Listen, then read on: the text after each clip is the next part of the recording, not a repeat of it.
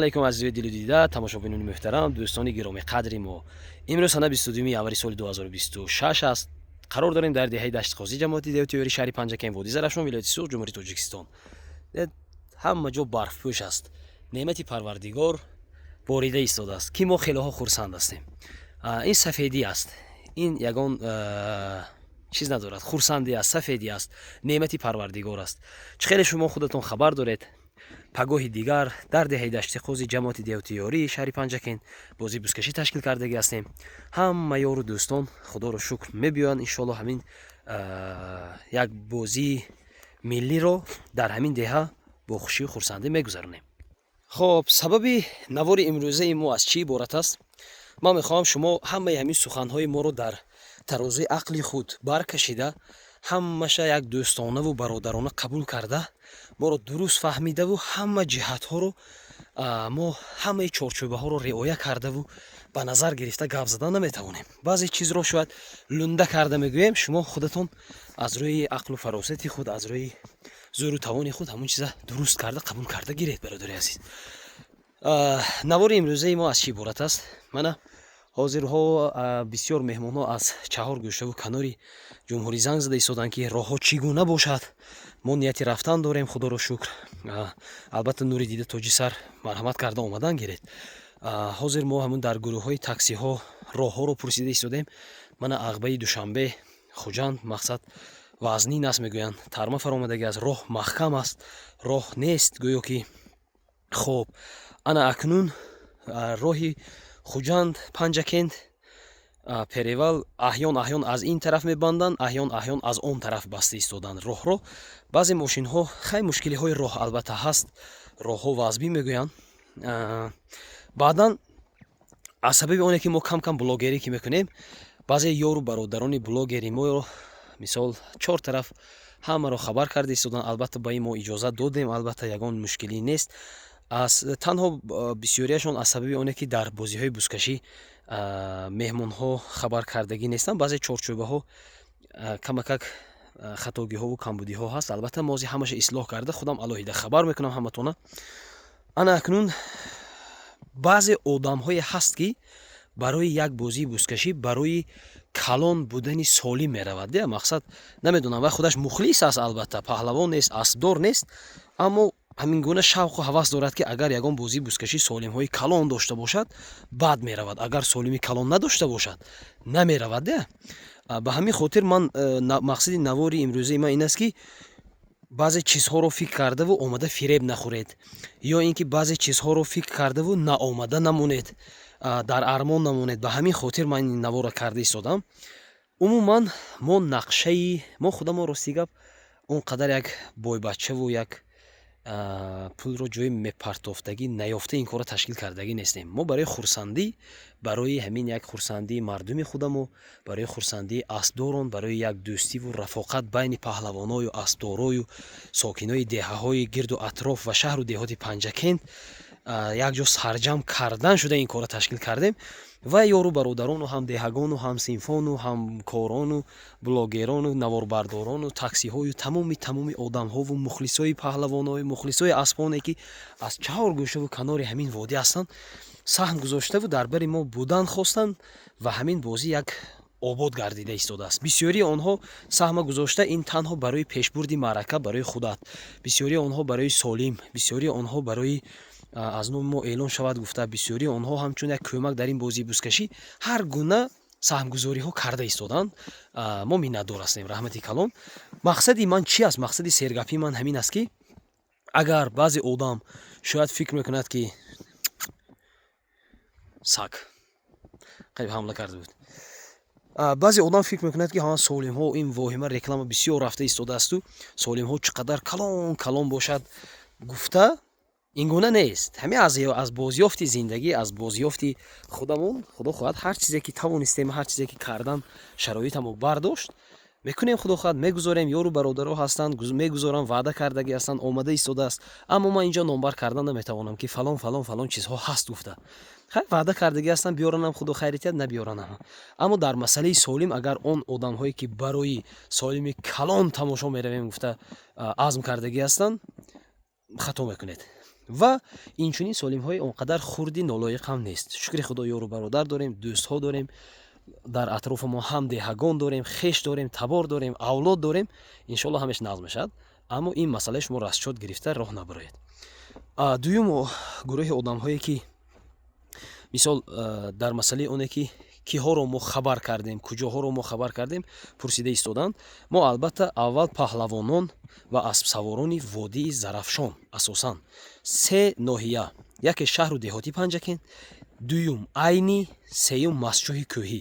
Аз сабабе ки аз як дарё об менӯшем, аз як дарё об мехӯрем ва баъзе аз паҳлавононе ки донашумур ҳастанду аз ҳамин водӣ берун ҳастанд, мо худамо занг зада даъват кардем. Занг задаву даъват кардаги ҳастем, мебиёянд худо хоҳад. Боз ҳам дар ҳамин санаи 24 дар ноҳияи Данғара як бузкашии калон аст. Хай бисёр паҳлавонои номдору номӣ он ҷо мешаванд. Мутаассифона мисол мо аз ҳамин сабаб ҳам даъват кардан натавонистем. Ба ҳамин хотир мана ин масъалаам ба назар гиред. Баъдан дар он масъалае ки аз роҳҳои дур мебиёед, аз ағбаҳо берун мебиёед, ман рости гап албатта шуморо дар барам дидан мехоҳам. Ман ҳам мехоҳам ки дар хурсандии мо шумо шарик бошед. Аммо ман он чизро намехоҳам ки дар роҳ як мошинатон дар як шахпора расидаву, дар як оҳистака ғеҷидаву, як балондатон кафидаву, як бампери мошинатон дар кадом як мошини дигар астекак расидаву, ман аз ин чиз хиҷолатманд шавам. Аввал якум масъала саломатии худатона бинед, шароити роҳа бинед. Мо аввал гуфтем ку аз шумо миннатдор ҳастем ки азм карда ба ин маъракаи мо мебиёед. Мо ягон ҷиҳати тарсу ҳаросу мушкиливу чизи дигарро ҳис накарда истодем. Аммо аввал аз ҳазорон бозиҳои бузкашӣ як саломатии як то шумо барои мо боло меистад.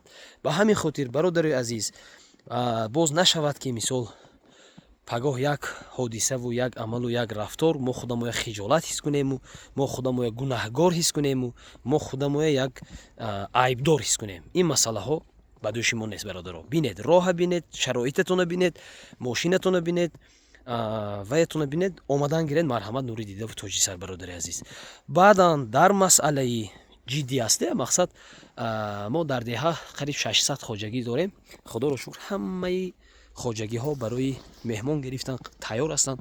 Албатта аз ҳамсоя деҳаҳо муроҷиат карда истоданд ки агар рафту ту одами мисол бисёр ёру ошнодор меҳмонҳо зиёдатӣ карданд, мо низ қабул мекунем. Аз ин ҳама миннатдор ҳастам. Аммо мардуми худамон, ҳамин халқи азизи худамон деҳаи Дашти Қозӣ бо як забон, бо як аз як гиребон сар баровардаву гуфта истоданд, не худо хоҳад мо ҳамаи меҳмонои худамон саришта мекунем гуфта. Аммо дар масъалаи қӯшхона бисёриҳо шояд сарфаҳм намераванд. Қӯшхона гуфта чиро дар назар доранд? Дар баъзе мавридҳо ҳамин аспҳое ки аспҳову паҳлавононе ки аз роҳҳои дур мебиёянду, дар рӯзи улоғ агар саҳарӣ баромада дар роҳ биёянд, монда мешаванд. Хоҳ асп бошад, хоҳ паҳлавон. Мақсад роҳи дуру дароз, бардору зан мебиёяд, мисол худаш азоб кашидагӣ, мушкилии роҳ, гушна, ташна, боз рост ба майдони бузкашӣ ки равад, агар ҳамун одам нороҳат худаша ҳис мекунад ва чӣ ҳис мекунад? Мақсад хаста ҳис мекунад, кор кардан наметавонад, мақсад буз тохтан наметавонад. Хоҳ асп бошад, хоҳ паҳлавон. асосан қӯшхона барои ҳамин гуна одамҳо аст. Асосан. Фаҳмидед? Мақсад ин чиза шумо бояд дуруст фаҳмед. Дар бисёр мавридҳо мо аллакай мисол чандин соҳибони ҳамин бузкашиҳо мақсад занг мезананд, мегӯянд ки баъзан ҳолатҳо мешавад ки мисол тамоми ҳамин мухлису вай барои намедонам, барои ҳар чизу ҳар як мақсаду ҳар як маром вай мекунанд гуфта баъзан аз ҳамин гуна чизҳо ҳам меноланд. Акун мо асосан баъд он меҳмонҳое ки мо шахсан даъват кардагӣ ҳастем, занг зада ё дар ватсапҳо нависта, ё онҳо мисол на паҳлавон ҳастанду, на аспдор ҳастанду, на ягон дар ҳамин вай ба ҳамин самт ягон хел вобастагӣ надоранд ба аспу паҳлавон, аммо мо худамо занг задем, телефон кардем ё дар ватсапашон навистем, ба ҳамонҳо ҳам ин қӯшхонаҳо тааллуқ дорад. Масалан мо мана наворбардорое даъват кардем, блогерое даъват кардем, меҳмонҳо мисол ҳамкурсомое даъват кардем, устодое дар донишгоҳ хондагие даъват кардем. хоб одамҳое ки мо хонашон рафтем нону намакхӯр шудем дар масҷои кӯҳиву дар айниву дар чор тараф онҳоя даъват кардем. Албатта нури дидаву тоҷи сар ягон хел мушкилӣ нест. Баъдан кадом як мухлиси ашадӣ, кадом як аспдор, кадом як паҳлавоне ки мақсад аз худи саргаҳи Води Зарафшон аз ноҳияи масҷои кӯҳӣ мебиёяду вай наметавонад мисол рӯзи худи улоғ роҳро дарёфтан, нури дидаву тоҷи сар. Анами масъалаҳоям ба назар гиретон, хиҷолатам нашавед. Мо худохоҳ тайёр ҳастем барои қӯшхона гирифтан. Ҳамана ин паҳлавоною аспсаворое ки мо дар гурӯҳҳошон галасавой кардем, ба худошон занг задем ва ба кулли аспдорону паҳлавонони шаҳру деҳоти Панҷакенту Айниву масҷои кӯҳӣ ин суханои мо тааллуқ дорад. Аспдор, паҳлавон ва чӣ гӯям ҳамроҳони ҳамин одамҳо бемалол аст мана марҳамат карда омадан гиретон. Як ҷаҳон ташаккур ба кулли он блогерон ва наворбардороне ки дар ҳамин масъала дар бари мо буданду эълонҳо доданд. Як ҷаҳон ташаккурҳо мехонем. Мақсади мо якто аст. Мақсади мо чӣ аст? Мақсади мо ин аст ки мақсад фирефта нашавед. Гуфтам ки бисёриҳо шояд мегӯянд ки улоқи калон асту ин дораду вай дорад. Не, хе нест. Аз бозёфт, аз зиндагӣ, аз дӯстон ҳама чиз вобаста аст. Чизе ки ҳасту чизе ки нест мо худохоҳ мегузорем иншоалло. ҳамин қадар гап буд. Бо ягон гапи дигар бошад то рӯзи улоғ ман ҳамин ютуби худам бовар кунед мумкин дар ҳамин аудиторияи худам дар дилашонам задагистам, аммо хай баромада мегирам акун. Чикор мекунед? Соҳиб-ҷашн гӯ мо. Худоро шукр. ҳамин аст. ҳамин қадар гап аст. Зинда бошед, саломат бошед, кам нашавед. ин рӯзҳои зимистон мисол бисёриҳо ҳамин хел ақида ҳам доранд ки акнун аспо азоб накашад, пага саҳар бор мекунем. Гуфта нури дидаву тоҷи сар. Кадомаш шумо ба чӣ хел қулай марҳамат карда омадан гиред. Худо хоҳад барака ёбед, кам нашавед.